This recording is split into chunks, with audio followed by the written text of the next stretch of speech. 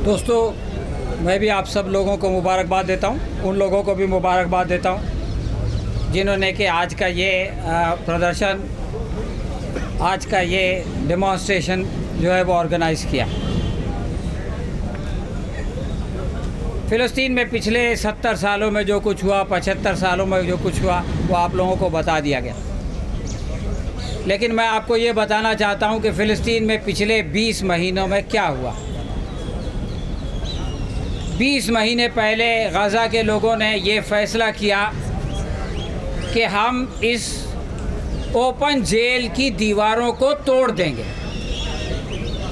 ये कोई मामूली फ़ैसला नहीं था कि जब कुछ लोग ये तय करते हैं कि हम इन दीवारों को तोड़ देंगे, हम आज़ादी की फ़िज़ा में सांस लेंगे, कोई हम पर अपनी मर्ज़ी नहीं चला सकता।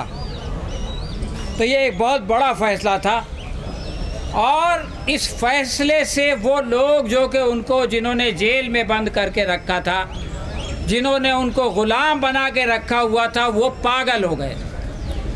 उन्होंने कहा कि हम जो है ये आवाज़ उठाने वालों को, ये रेजिस्ट करने वालों को हम कुचल देंगे।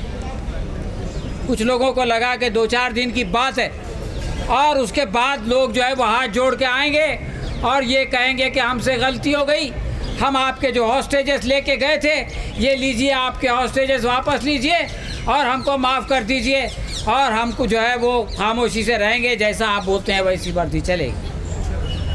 लोग ये उम्मीद कर रहे थे, लोग ये अपेक्षा कर रहे थे, लेकिन ऐसा नहीं हुआ। 20 महीने के बाद भी, जैसा कि अभी इलियास साहब ने बताया, एक भी हॉस्टेज को अपनी ताकत से इस्राइल छुड़ा नहीं सका। ये दुनिया का इतिहास है दोस्तों। एक ऐसी कौम, एक ऐसे लोग जिन्होंने के 50,000 से ज़्यादा लोगों की कुर्बानी दी, लेकिन उन्होंने अपना सर नहीं झुकाया, उन्होंने सफ़ेद झंडा नहीं उठाया। उन्होंने कहा कि हम लड़ेंगे और हम जीतेंगे।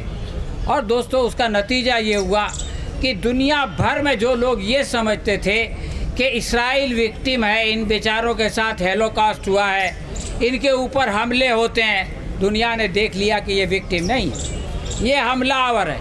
यही दुनिया की सबसे बड़ी टेररिस्ट ऑर्गेनाइजेशन है, ये टेररिस्ट स्टेट है। और ये साबित करने के लिए उन्होंने अपनी सड़कें बर्बाद कर ली, उन्होंने अपने अस्पताल बर्बाद कर लिए, उन्होंने अपने दवाखाने बर्बाद कर लिए, लेकिन ये कि दुनिया को बता दिया। और जिस तरह से आप यहाँ बैठे हुए हैं, उस तरह से इस्राइल के सबसे बड़े सपोर्टर अमेरिका की यूनिवर्सिटीज़ में जो है वो बड़े बड़े धरने हुए, उनके बारे में कहा गया कि इनको निकाल देंगे, इनके वीज़ा कैंसिल कर देंगे। उन्होंने कहा नथिंग डूइंग, आप उसको हमको निकाल दीजिए, हम जहाँ जाएंगे वहीं इंसाफ की और अदल की बात करेंगे। तो दोस्तों, जब 20 महीने तक ये मामला नहीं चल सका, 20 महीने तक उन आज़ादी के मतवालों को ये लोग नहीं झुका सके, तो इन्होंने फ़ैसला किया कि एक नई महाज छेड़ दिया जाए। और फिर जो है वो ईरान पे हमला हो गया।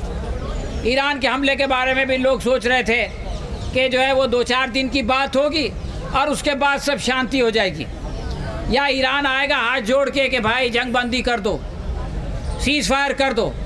लेकिन आपने देखा कि पिछले 12 दिनों में वो भी नहीं हुआ।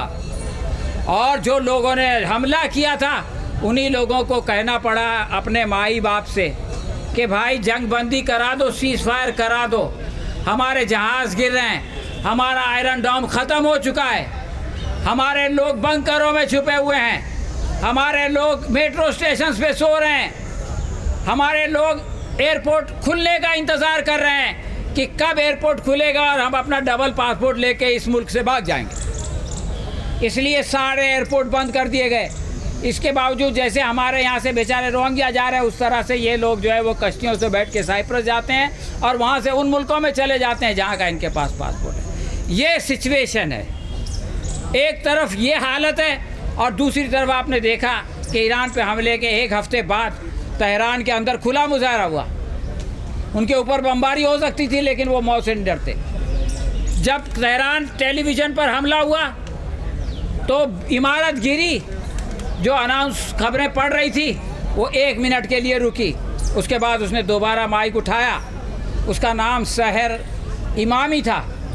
उसने कहा कि हम मरने से नहीं डरते, हम अपने वतन के लिए जान दे देंगे, हम अपने अकीदे अपने दीन के लिए जान दे देंगे, हम अपनी इज़्ज़त के लिए जान दे देंगे, हम जान की डर से जो है वो किसी के आगे सर नहीं झुकाएंगे। तो दोस्तों, ये लीगेसी है जिसको के कायम करने के लिए, जिसके बारे में सारी दुनिया को बताने के लिए आप यहाँ आए हैं। तो ये बहुत बड़ी बात है।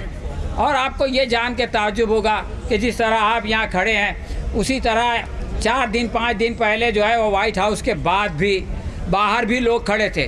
तेज़ बारिश हो रही थी, इसके बावजूद वो लोग खड़े थे।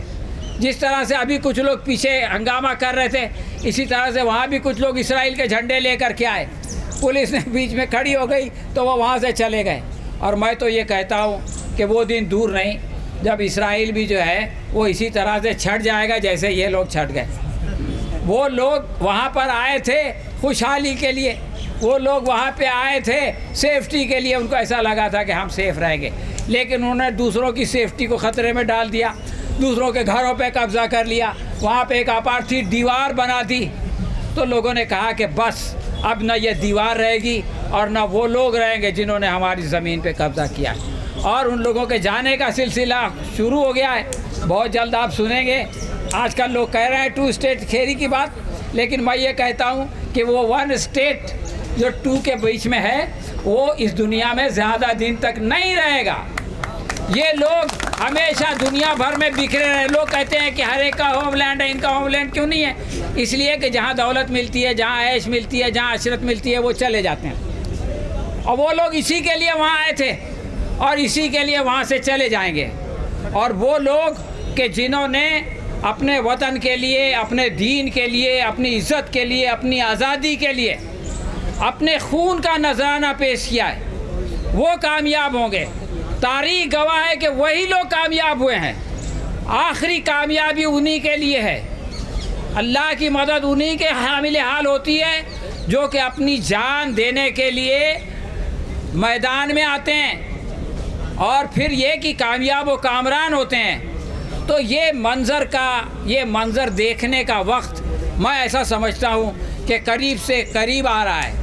और मैं दुआ करता हूँ कि वो दिन जल्द आए जब इस दुनिया से जुल्म और सितम का ख़ात्मा हो, लोग अपनी ज़मीन पर आज़ादी के साथ रहें, उनके ऊपर किसी की ग़ुलामी ना हो, वो सिर्फ़ जो है अपने खालिक और मालिक की सुने, उसकी मर्ज़ी के मुताबिक चले, कोई इंसान उनको जो है वो डिक्टेट करने वाला ना हो।